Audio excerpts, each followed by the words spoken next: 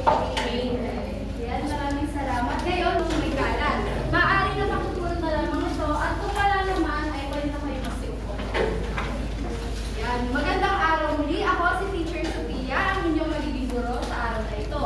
Ngayon, gusto ko lang malaman kung saan ang grade 8. Okay na kayo. Yan, dahil okay ang grade 8, may mga ilang paalala lang si Teacher Sophia sa ating klase. Una, maging magalang sa lahat ng oras. Ibig sabihin, kapag nagsasalita si teacher or si classmate, maaari na makinig tayo sa mga idea na binabahagi nila. Ikalawa, panatiling malinis ang ating kapaligiran, lalo na ang ating silid. Tatlo, gamitin sa wastong oras ang cellphone at iba pang kagamitan. Ibig sabihin, hindi maglalabas sa grade 8 ng cellphone kapag hindi sinabi ni teacher. Okay ba? At ikahuli ay maging aktibo sa ating talakayan at mga gawain. Naiintindihan ba? Oo. Yan. Dahil naiintindihan ng grade 8, ito ang ating layunin. Ito ang mga inaasahan natin na makamit sa pagtatapos ng ating klase. Nabasa na ba? Okay. Ngayon, handa na ba kayo, grade 8? Oo. Yan. Dahil handa na kayo, nakikita niyo ba ito? Hawak ni teacher. Yan. Nakikita niyo ba? Yan, parehas lang yan. Dinoble ko lang para makita nyo. Ayan.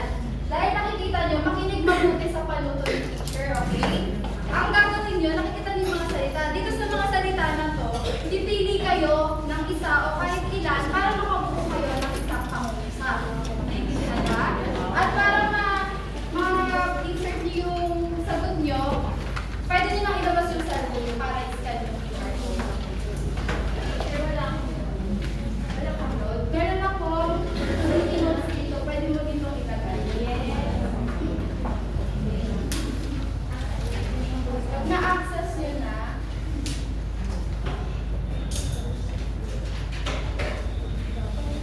kita ba?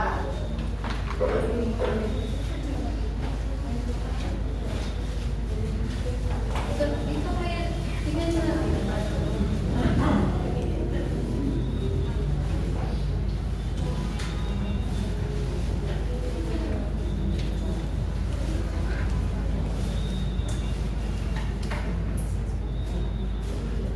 Nakapag-insert na ba ang lahat?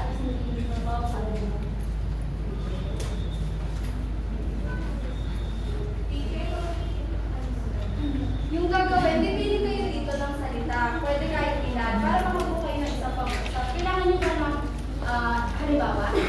Sige. Kunwari, kukunin ko yung pamilya, yung tagumpay, tapos yung suporta. Yung suporta ng aking pamilya ay katulong sa aking tagumpay.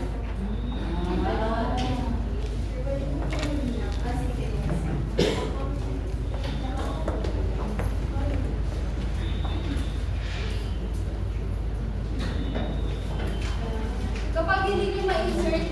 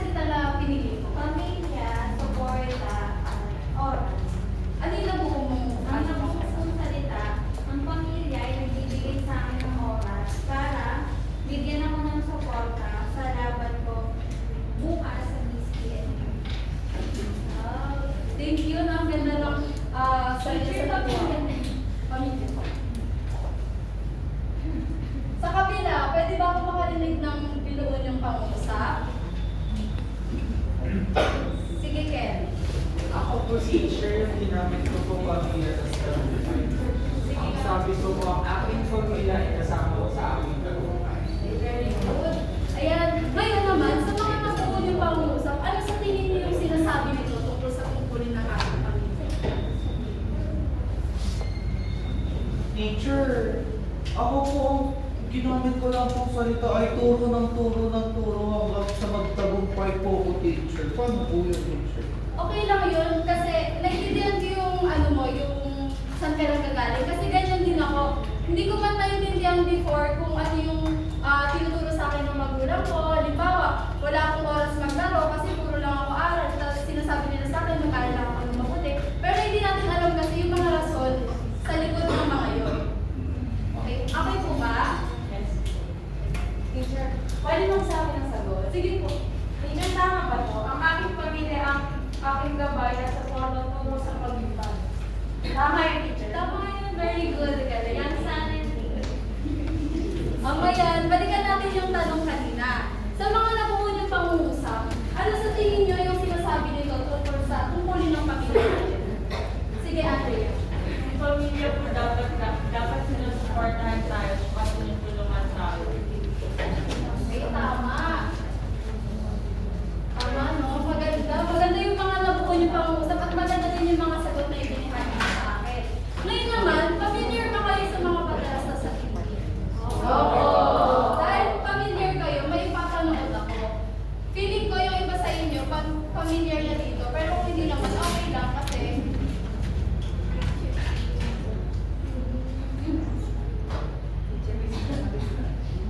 ano po yun? Yan. Sa taong nagdala sa aking dito.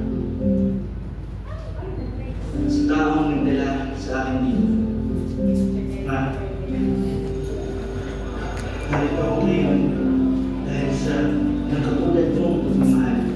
Yung pagmamahal na kayang isin ang bawal, pagtapos na ako. Sa akin ng pagmamahal.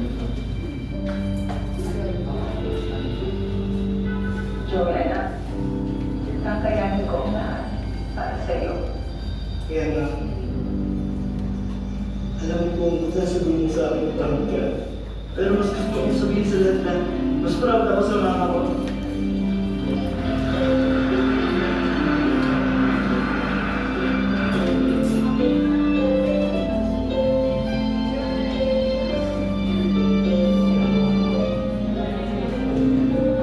Ayan. Maganda ba yung patalastas? Opo. Ngayon, para mas mapalalim natin yung mensahe nung patalastas na pinanood ko, maaari na ilabas nyo ulit yung post nyo kung meron kayong data. Paki-access ulit ang phone na ito.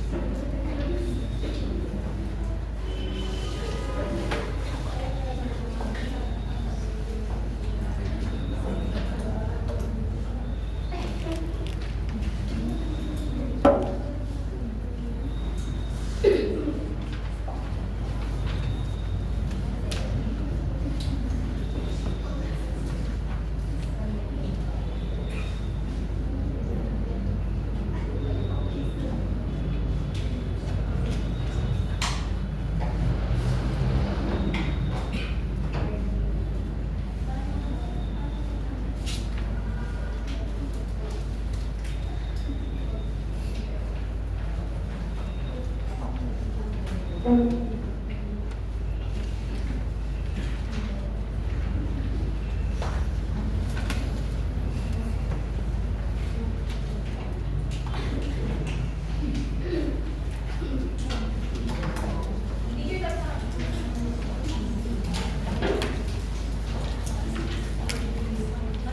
na ba ang grade 8?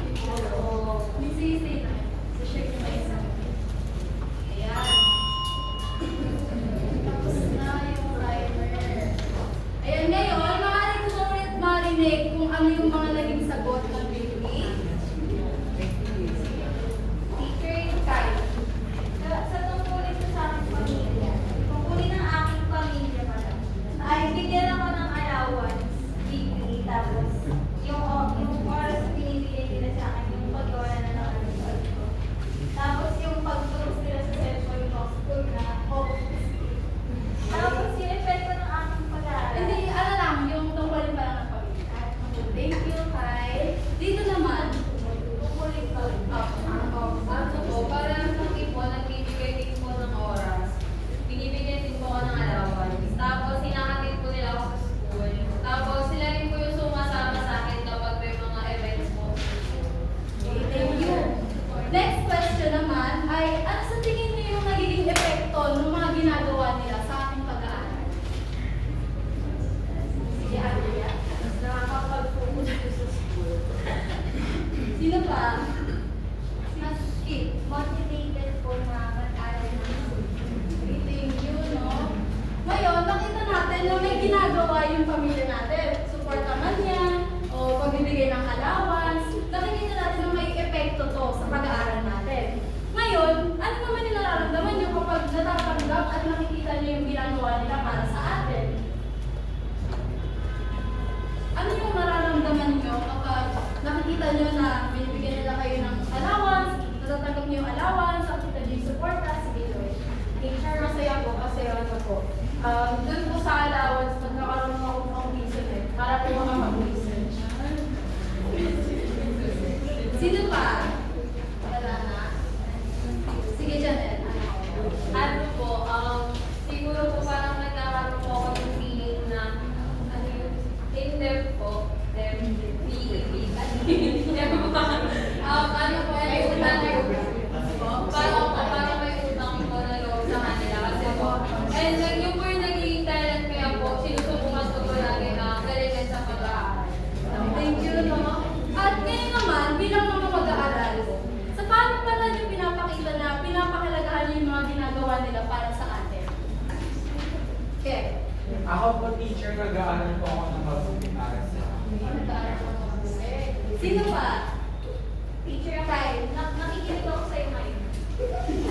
Very good. Sino pa?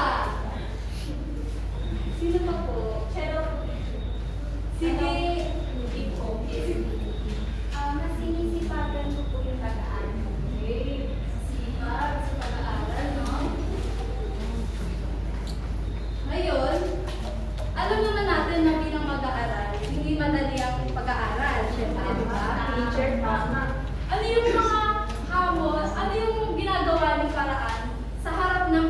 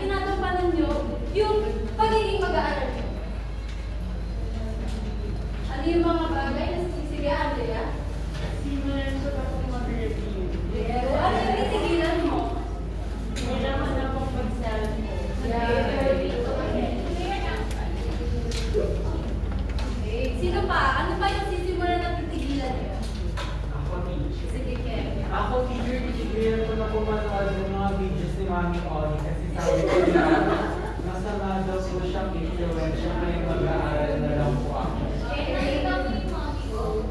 Change!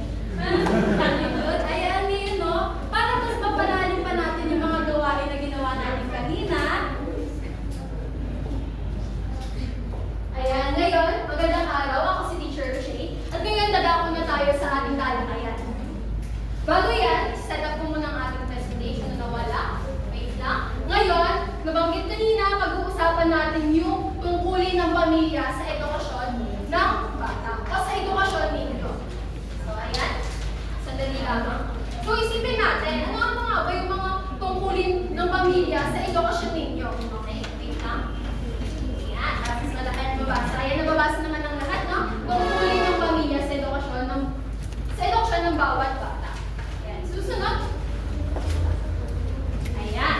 So, una dyan, yung pagiging pangunahing guro. Ayan.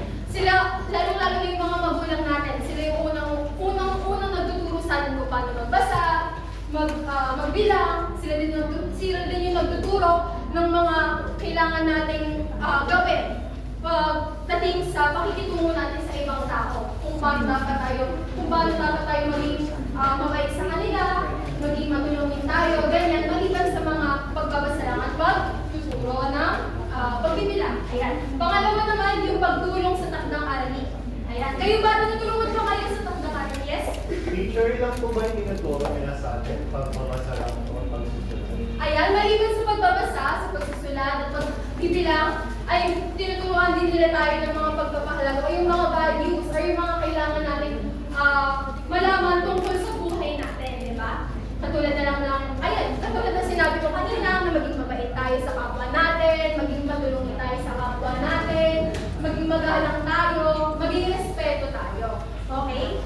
Pangatlo, ayan, maliwanag ba? Nakuha ba yung sagot na yan? Ay, yung pangalawa, yan, pagtulong sa takdang aralin. Yan, so, kayo ba, ngayong grade 8 ba kayo, kailangan nyo pa ba ng tulong? Ng takdang aralin? Yung iba, oo, yung iba hindi. Hindi ibig sabihin na ito dapat, sila na yung gagawa. Di ba? Tama ako? Yes? Teacher, yung kapatid ko po college na pero tinuturuan pa rin po ng mama ko. Bakit Kaya, ganun, teacher? siguro pag ganun, pag may English, pag ganun, siguro hindi naging malinaw sa kanya yung naging instruction sa kanya ng teacher niya, hindi naging malinaw sa kanila yung kung ano yung gagawin dun sa gagawin nila. Kaya, nagpapatulong pa siya. May mga ganong instances talaga na nangyayari. At kahit na kayo grade 8, yung iba hindi na nagpapatulong, pero yung iba nagpapatulong pa rin. Pero, ayan, ito, pinapalakas yung pag-unlad at tagumpay ng bata sa akademikong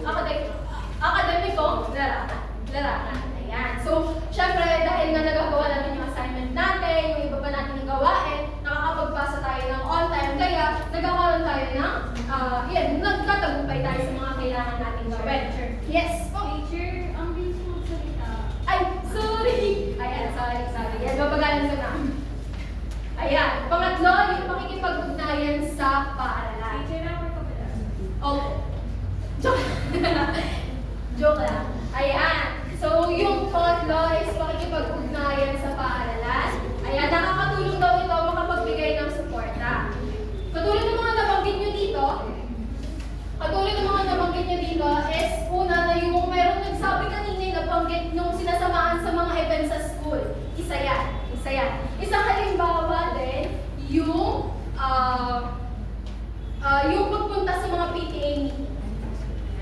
Teacher, di ba yun yung kumukuha ng card yung mami? Yes, tama.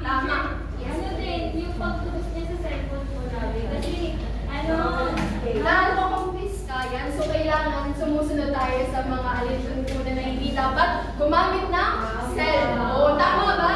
Tama, teacher. Diba? Ayan, isa na dyan yung mga events sa school.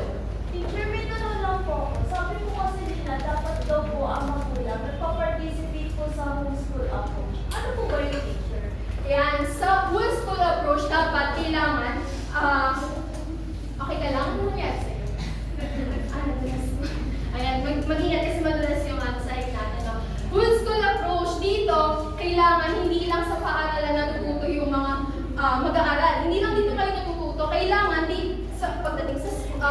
sa bahay ninyo, sa community niyo, kailangan meron kayo natututuhan doon. May nakukuha kayong aral. Okay? Teacher, may ang photo mama niya. Brigada. Ayun, di ba yung tanda ng floor walk? Yes, yes. Ang bag din yan. Tama. Mama, saan yung akin naman? Kasi ano na, pintura. Kasi nagkakating po sila. Ay, nagkakati na. Bakit sa nga yung pagkakati na? So, susunod na tayo. Sige, baby. Ayan, dito tayo sa mga, ayan, yung kahalagahan ng tungkulin ng pamilya sa edukasyon ng bawat bata. Una, nakakapagbigay ng emosyonal na suporta. Kayo ba nangangailangan kayo ng emosyonal na suporta galing sa inyong mga magulang or pamilya? Yes. Okay. Bakit? So tingin niyo, bakit mahalaga magkaroon ng emosyonal na suporta galing sa inyong mga magulang? Bakit? Sige ako. Ayan, nandiyan na. Yung mahalaga ito sa pagkakaroon nyo ng sarilong kumpiyansa. Ah, sige. Tayo. Yung tanong ko kanina, bakit mahalaga? Yes, bakit mahalaga? Kasi teacher, kapag hindi tayo binibigyan ng support ng magulang natin, meron tayong depression. Ang dami. Pwede yung pakilakasan. Pwede po tayo mag-depress teacher kasi kumare, binigyan niya ako ng scores na dapat nakuha ko sa periodical kasi hindi ko nakuha. Meron akong punishment. Medyo po yung teacher masakit sa heart. Ayan, tama, no? Na hindi kayo, pag hindi kayo nagkaroon ng mataas na grade, napapagalitan kayo, may punishment sa inyo, pero hindi dapat ganun. Kaya teacher yung nabagsak ng ESP, nagalit si mama yung Okay. parang may Yes. bakit na ganyan? Okay. Naiintindihan ko, no? May mga ganun talaga, hindi natin maiiwas na meron tayong mga magulang na na napapagalitan kayo kapag bumabaksak kayo. Pangalawa naman yung paghubog ng pananaw, halaga at disiplina. Yan. Yung pamilya nyo din yung bumubuo niyan or humuhubog niyan sa inyo. Bakit ito nakakatulong? Na-influensyahan na ito yung pag-uugali nyo. Katulad ng sinabi ko kanina. Yung pagkilos sa paaralan, yung pagkakaroon ng positibong pananaw. Ayan, magkakaroon kayo ng ibig na isipin nyo na ang hirap, hindi ko kaya, hindi ko magawa yung mga activity. Ganyan. So, pag meron yung positibong pananaw, may positibong kayong pag-iisip, masasabi niyo sa sarili, may kaya ko to, magagawa ko to sa tamang oras. Ayan, pangatlo naman yung pagkakaroon ng mabuting pagpapasya. Ito ay mahalaga sa pagpapasya para sa inyong mga sarili. Ito yung makakatulong para sa pagkakaroon nyo ng pagpapasya kung ano yung gusto nyo gawin sa buhay, kung ano yung pangarap nyo, kung ano yung gusto nyo landas na tahaking sa mga sa hinaharap. Ayan, next tayo. Ayan, mga tungkulin ng bata sa sariling edukasyon. Kayo ba, maliban dyan sa mga nakita nyo sa ating screen, ano yung mga tungkulin ninyo bilang isang mag-aaral? Dito, meron ba gusto sumagot? Ikaw, Janet, baka may gusto kang isagot. Nakikita ko yung mga natutunan natin sa sa ibang tao. Ayan, tama, katulad na. Kunwari, kapag nire-respeto ko ako, nasa pag-aralan ko yung pag-ibigay ng respeto, mag-ibigay din ako ng respeto sa iba. Ayun, tama, no? Magaling, Janet. Teacher siya daw. Yes. Sige, sa'yo, Jana.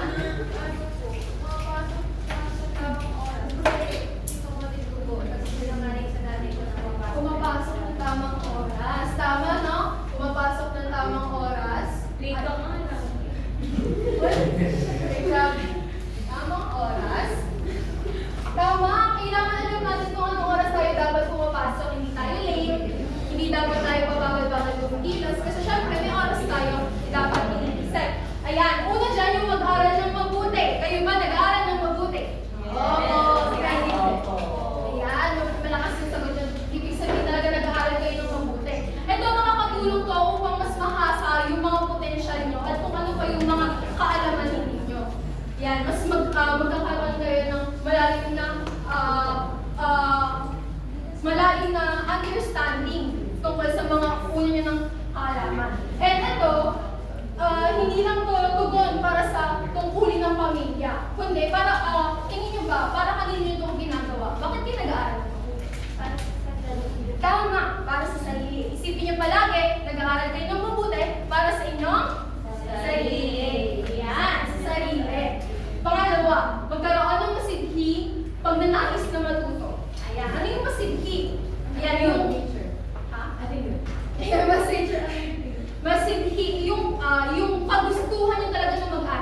Yan, gusto na mag-aral. Yan. Ito ay makakatulong sa pagpapalawak ng kaalaman at gumana ng maayos na isip. Ito yung pagkakaroon niya din na makakatulong ka sa pagbuo ng inyong positibong pag-iisip. Ayan. Kinakailangan na yun, iniisip nyo na kaya nyo gawin to, na hindi mababa yung tingin nyo sa sarili ninyo, iniisip nyo palagi na kaya nyo gawin yung mga bagay na kailangan nyo gawin sa paaralan. Pangatlo naman, gamitin ang kakayahan sa komunikasyon ng buong husay. Ayan. So, gagamitin nyo yung pakikipagkomunikasyon sa tama, sa maayos. Ito ay mahalaga upang malinang ang kakayahang mag-isip. Ayan. Makakapag-isip kayo ng maayos, marunong kayo magtanong, curious kayo sa mga bagay-bagay. Di ba katulad kanina, may mga tanong kayong binabato sa akin. And yung magmasid.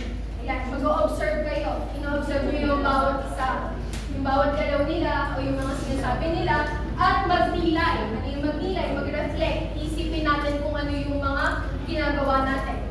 Kung tama ba ito o mali. Okay, next tayo. Ayan, mga hamon at limitasyon. Ayan, so una dyan, kakulangan sa oras. Ayan, bakit nga ba kulang kayo sa oras? Pwedeng maging kulang kayo sa oras sa pag-aaral. Bakit kayo bakit kulang yung oras sa pag-aaral? 20 hours lang yung oras? Sige, Janelle.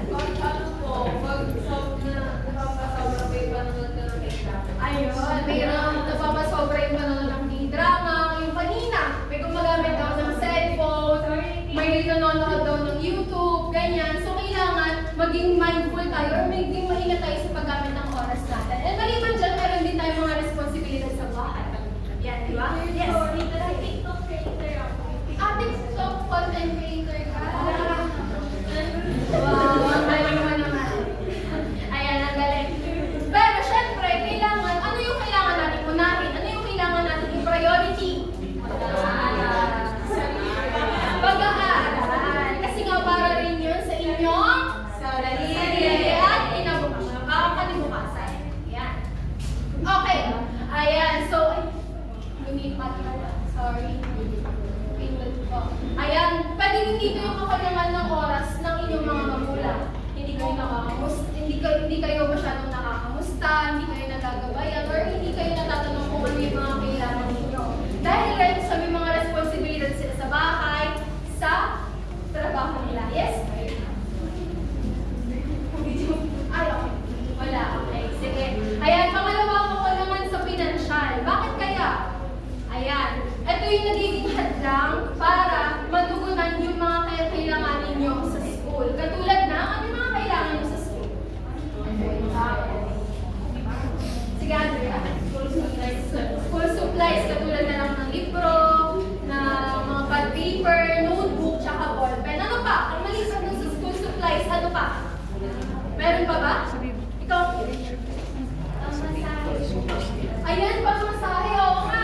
Next, ito, nasagot niya yung allowance. Kailangan yung allowance ninyo. Kasi syempre, paano kayo makakapunta sa school kung wala kayong pamasahe? Paano po yun? Gusto ko po mag-aral sa Big Four schools. Promise ko naman po mag-aaral ako ng mabuti. Gusto ko po sa Lasal, o kaya sa Ateneo. Ayan, kapag ganyan, kung meron kayong kakulangan sa pinansyal at lalo kung porsigido ka talaga makapasok dun sa mga Big Four schools, ngayon, kailangan mag-aral ka ng mabuti, kukuha ka ng scholarship para makabawas sa inyong gastusin. Ayan, may mga scholarship na sinasagot na nila yung tuition fee o pati kahit na yung allowance ay sinasagot na nila. Yes, Kyle? Teacher, yung scholarship ko pa ng bilingual maaga. Kung kailangan pag gano'n, kausapin natin ng mabuti yung ating magulang na lalo na kung bayarin nyo ng tuition ninyo, di ba? Kailangan. Hindi po may bago ngayon. Ano? Yung scholar ng bayan, yung mga Nepo Baby. Nepo Baby. Ay, iba yan, hindi sila scholar ng bayan. Nepo Baby. Scholar ng bayan daw sila kasi ninanakaw nila yung Okay, nag-gets kita. Ayan, oo. Hindi yun tunay na scholar ng bayan kasi galing sa so, hindi sila tinatawag na scholar ng bayan. Yung sa iyo naman, pwede mong kausapin na maayos sa mga magulang mo para hindi yun yung gawin. Kasi syempre, kailangan ma-realize nila or kailangan alam nila na tungkulin nila bibigyan ka ng hindi ginagastos yung scholarship mo. Dahil yung para yun sa pag-aaral mo. Yes. Teacher, narinig ko kanina siya nag-college. Kasi ayun po. Ayan. Ayun, binigyan ko sa kanila. Okay, sige, mamaya natin yung pag-uusapan no, pagtapos ng klase natin. Okay, dito na tayo. Pangatlo tayo sa kakulangan ng tiwala sa sarili. Kayo ba meron kayong tiwala sa sarili niyo? Yes, po. Thank you. Ayan, kailangan ng tiwala sa sarili para magawa natin yung mga bagay na kailangan natin gawin. Okay? Na meron tayong confidence, na alam natin na kaya natin gawin lahat ng kailangan natin gawin sa paaralan. At kahit sa bahay natin. And yung pang-apat, pagkapagod at emotional na stress. Ito, normal to sa atin. Tama ba? Sino yung napapagod sa atin? At pagod pa kayo. Ayan, pag napapagod kayo, ang importante na magpahinga. Kailangan nyo magpahinga. Ito, nakaka-apektuhan dito yung mga kanilang konsentrasyon, yung concentration nyo. Yes? Teacher, ano po ba yan? Hamon po ba yan sa bata or sa mama? Ay, hamon po ito sa mga, sa inyong mga bata, sa mga estudyante. Ayan. Ayan, ayan nga yung pang-apat, yung pagkapagod at emotional stress. Ulitin ko, normal na makaramdam tayo ng pagod at stress dahil sa maraming ginagawa. Yun nga, katulad na sinabi ko, may ginagawa kayo dito sa school, may responsibilidad din kayo sa inyong bahay. Ayan. Next na tayo. Ayan. Kahalagahan ng pagiging masipag. Katulad na sinabi kanina, kailangan masipag tayo. Masipag. Bakit kailangan masipag tayo? Bakit kailangan masipag? May gusto ba sa baba? Sige, ate. Sure, para magawa natin yung mga task natin. Makagawa ng mga gawain. Ayan. Ano pa? Bali sa sabi siya. Yes? Okay. Sina? Sige, okay. Para daw po may nilaga. Sige, Ana. Para daw po may nilaga. Ano yung, hindi ko ba tumayo? Bakit pwedeng may nila? Para daw kasi po pag may sinabi tumayo. May nagiging tilaga or may nagiging bunga yung kanyang pag-aaral. Ano yung nagiging bunga ng pag-aaral ninyo? Nilaga. Ay, nag-graduate kayo. Graduate. Graduate. May award.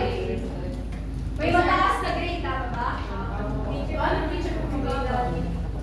Ayos din. Pag ibig sabihin, kapag meron kayo mababang grades, kailangan mas pagdatingin niyo pa sa pag-aaral. Kailangan doblehin niyo yung pagsisikap niyo sa pagiging masikap ninyo. Ayan, ito dito, nababasa niyo pagbuo ng gawin sa pag-aaral. Ano ba yung pagbuo ng gawin? Ito yung mga routine na ginagawa niyo pag nagre-review kayo. Okay? Ito nakakatulong to sa pagpapatibay ng disiplina niyo bilang isang mag-aaral. So parang gumagawa kayo ng oras kung anong oras kayo mag-aaral. Kunyari, pag uwi niyo, magpapahinga kayo ng ilang oras. Pagtapos ng oras na yon, mag-aaral na kayo. Gagawa na kayo ng schoolworks ninyo. Pangalawa, pagpapalawak ng kaalaman. Dito, mas magkakaroon tayo ng mga bagong kaalaman. Nabanggit ko din dito, mas magkakaroon kayo ng deep understanding sa mga nauna nyo na alam ng mga bagay. Ayan, dito, yes. Ano po yung mga pwedeng routine sa pag-aaral? Katulad na lang nung isang halimbawa is yung mind mapping. Alam niyo ba yung mind mapping? Yung mind mapping kasi, din kayo, gumagawa kayo ng isang, parang ganito, parang may chart kayo. Gagawa kayo ng isang chart. Kunyari, or graph organizer. Na kung saan nandito yung pinaka-dami. Tapos gagawa kayo ng ganito ganyan. Tapos dun yung isusulat yung mga main points tungkol doon sa topic na yun. Mga ganitong bagay. Ayan, mind mapping yung isa. Teacher! Yes. Yung example po ba ng mind map, mga bullets lang? Pwede Walang na explanation? Yes. Wala pong mga explanation? Wala. Okay. Dahil nga, ang pinaka-gustong iparating ng mind mapping na yun, or mga graphic organizer na ginagawa niyo, is yung kung ano yung mga unang naiintindihan niyo talaga. Kung ano yung simpleng bagay na naiintindihan niyo tungkol sa Ayan, yung pangalawa, pagpapalaw, ayan, yun naman yung pagpapalaw sa kaalaman, no? Ayan, ito nagpapalalim ng pagiging mausisa natin. Ayan, magiging curious nga tayo, nag-observe tayo, ganyan. And, pangatlo, yung paghahanda ng kinabukasan. Siyempre, sa pag-aaral natin, dito tayo marami tayong natutuhan. Magagamit natin sa paghahanap natin ng trabaho at sa mismong gagawin natin sa trabaho. At ngayon naman, meron tayong isang gawain. Ayan. Ayan, nababasa ba? Ayan. So ngayon, magpapakita ako ng mga larawan. At sa mga larawan na yun, tutukuyin nyo kung ano yung nararapat na gawin bilang isang mag-aaral na tumutugon sa tungkulin ng pamilya. Okay? Maliwanag. So pag gusto nyo sumagot, tataas lang kayo ng kamay. Okay? Huwag mahiyang magtaas ng kamay para sumagot. Una. Ayan. Unang larawan. Ayan. Malihim na umalis ang mag-aaral habang may klase. So ano dapat natin gawin dito? Ano dapat nyo gawin bilang isang estudyante? Sinong gustong sumagot? Si Ken po. Sige, taas ang tama. Ikaw. Sige, Ken. May gusto kong sumagot. Ako po, teacher. Ano po, samahan po siya pumunta sa camping teacher. Very nice. Very good lesson. Ayan. Bakit sasama ka sa camping? Palihim na umalis. Palihim na umalis ng classroom. Ibig sabihin natin, paano nagkakatingin? Ayan. So, si Andrea. Magsasabi dapat kay teacher. Bakit magsasabi kay teacher? Ano ba, saan ba dapat siya pumunta para magpaalam kay teacher? Dapat kasi magsasabi siya kay teacher para alam ko kung siya. Ayan, sige, okay. Tama rin naman ang kailangan mong paalam kung lalabas tayo ng classroom. Maliban pa doon. Bakit dapat ba umalis-alis tayo ng classroom? Hindi So, bakit? Bakit siya? Ano po? Wait lang po. Kaya po hindi tayo dapat na maalis ng classroom kasi po, natutulog po tayo sa classroom. So, dapat nagsistay lang po tayo. Ayan, tama na, Janelle, na kailangan nag-stay tayo at nakikinig tayo ng mabuti sa ating teacher. Sige po. Teacher, ng estudyante po ba kayo na-try nyo na mag-copy? Ako hindi. Bakit? Hindi pa. Hindi ko pa naranasan mag-copy. Hindi na ako nag-aaral. Ayan, dahil nga, kailangan, kahit paano nakaka-boring or nakaka-antok yung pag-aaral sa loob ng classroom, kailangan natin magsikap at makinig tayo ng mabuti para meron tayong matutuhan. Ayan, tama yung mag-stay tayo. Pangalawa, hindi gumagawa ng takdang aralin. So, ano dapat yung ginagawa nyo bilang tugon sa tungkulin ng pamilya? Meron bang gusto sumagot? Sige, Jana.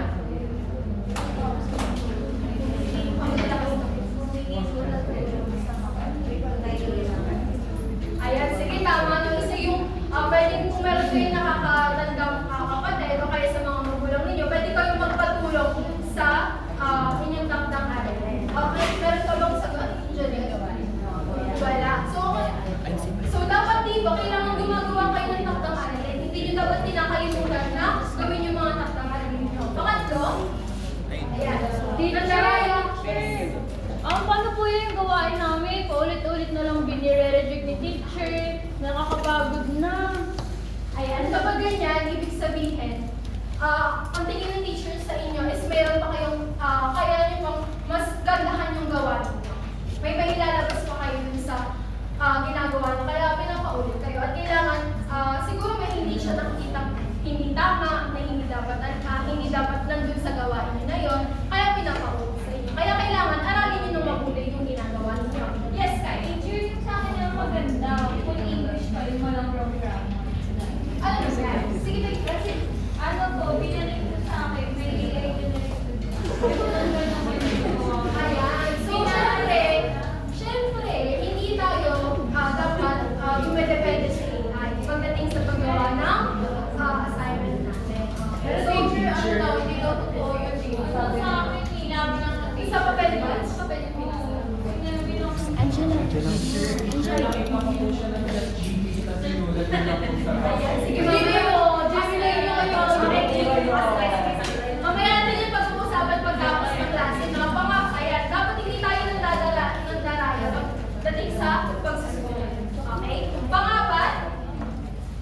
yan. Gumagamit, pero Android. Android.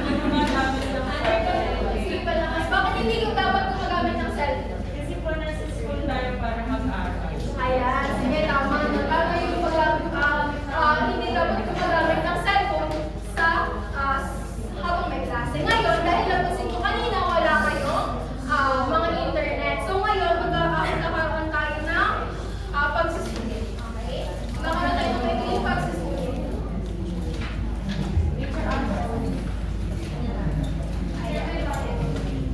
Wala pong ba? Ayan. Teacher, pwede magsulat dyan? Yes, yes, yes. Pwede magsulat. Teacher, pwede daw green. Teacher, time na.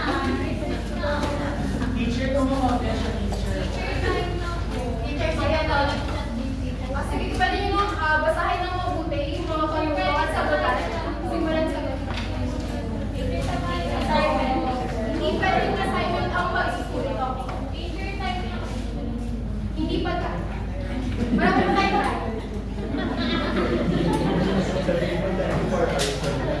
Kaya meron din yung dalawa hanggang 3 minuto para masagutan yung mga inyong pagsusulit. At 2 minuto para sa inyong pagsusulit. Kaya magkakaroon tayo ng time.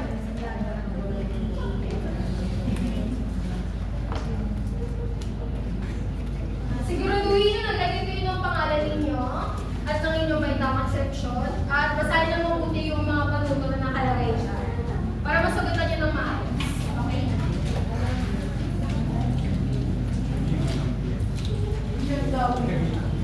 May kilang yan, hindi yan maganda. May potato heads. Yes. Kung kaya. Kaya Teacher, ano pong section namin? Nako, maalam. Nabagtin ko nyo na maalam. M-A-A-A-L-A. Maalam. Ayan, meron na lang kayo 1 minuto at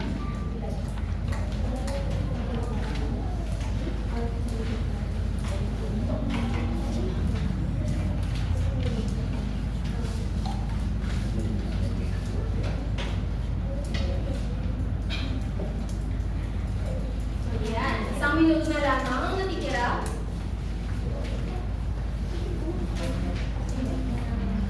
Bawal mag-usap. Dapat din po sa pag-suggest niyo. Sige po, mamaya po tayo mag-usap pagtapos natin ang sagot sa number. Ayan, 40 seconds na lang. Ayan, huwag kayo kabahan.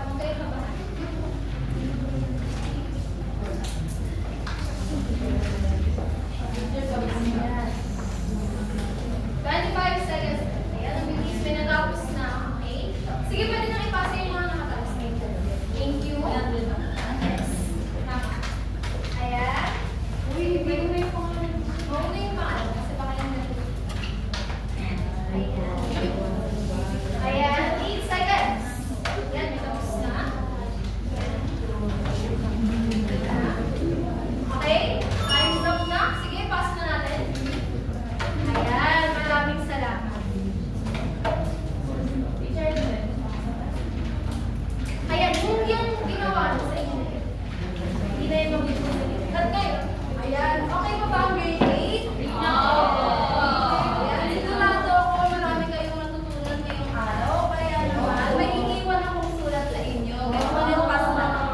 Get one and pass. Pwede nyo buksan yan at pwede nyo din bituin. Pero, tingin kayo dito sa screen. Ito yung nakalagay dyan sa loob. Ayan. Ang tagumpay mo bilang mag-aaral ay tagumpay din ng iyong pamilya. Ibig sabihin no, sa personal man o sa pag-aaral natin, yung mga nangyayari sa atin, yung mga tagumpay natin, maliit man yan o malaki, ay nagbibigay din ng karangalan at pag-asa sa ating pamilya. Kaya naman, maraming salamat, grade 8. Patuloy natin ang pagiging masipag. Thank you po.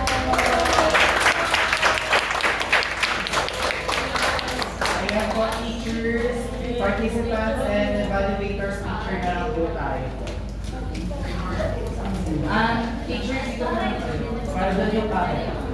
Kayo na lang po yung evaluators, kasi students ang muna. Kaya din yung